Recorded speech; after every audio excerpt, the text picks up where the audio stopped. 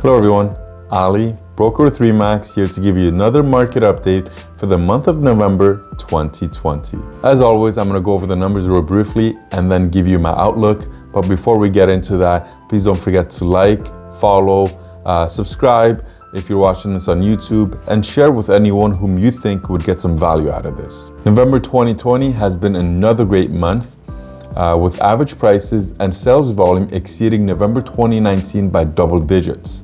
The average price came in at $955,000, which exceeded the previous year by about 13%, and a sales volume came in at just over 8,700 transactions, which exceeded November 2019 by 24%.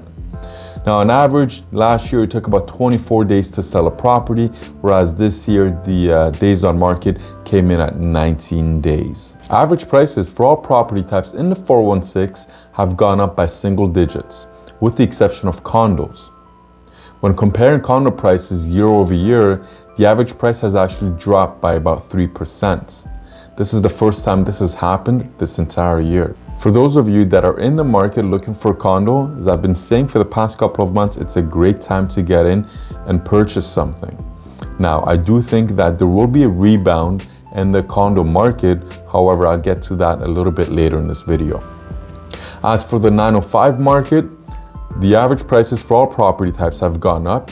Condos a modest 5%, whereas detached properties have gone up by a whopping 19% year over year. Now keep in mind that 905 incorporates all of the 905 regions or cities that report to the Toronto Regional Real Estate Board.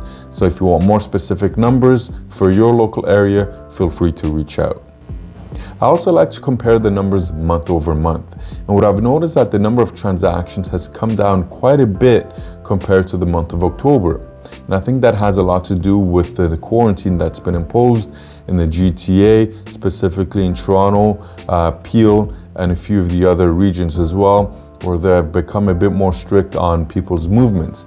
And that has resulted in a number of transactions coming down to about 8,700, whereas in the previous month, we had over 11,000 transactions. And so obviously some sellers and some buyers have decided to put their real estate objectives on hold until a later time when it's a little bit safer to do so. Comparing the average price month over month for all property types in the 416 and 905, there were modest price increases, with the exception of condos, of course, where prices actually dipped compared to the past month of October. More so in the 416, where the average price dropped by about $20,000 or roughly 4%.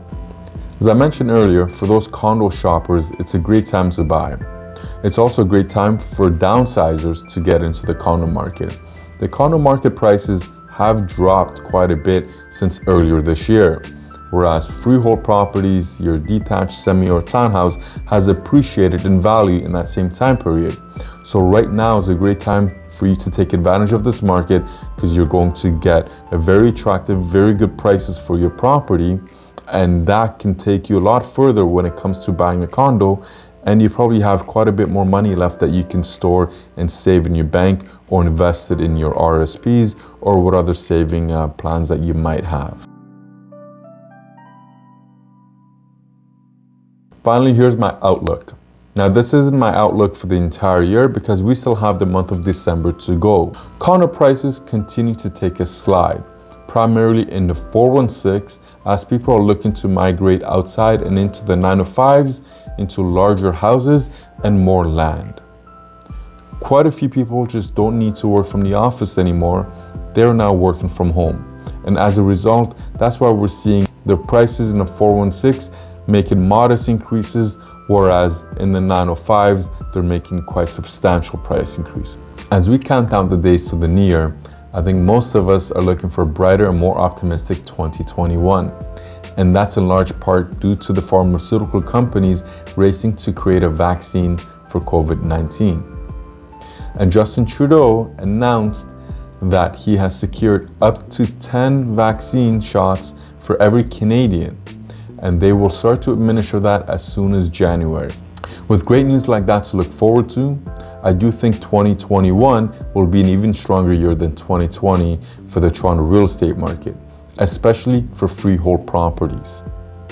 I do think that the condo market will make a rebound probably towards the middle or end of 2021, especially as people will feel a lot more comfortable moving around and interacting, and once again frequenting the restaurants and the shops and all of the nightlife that Toronto has to offer without the scare of contracting COVID. In addition to that, I do think that the government will roll out the recovery program in order to get people back into the swing of things and further stimulate the economy, as well as launch their recently announced immigration policy. With all of this in motion, I do think that all property types in most areas of the GTA will see healthy demand and appreciation prices in the year to come.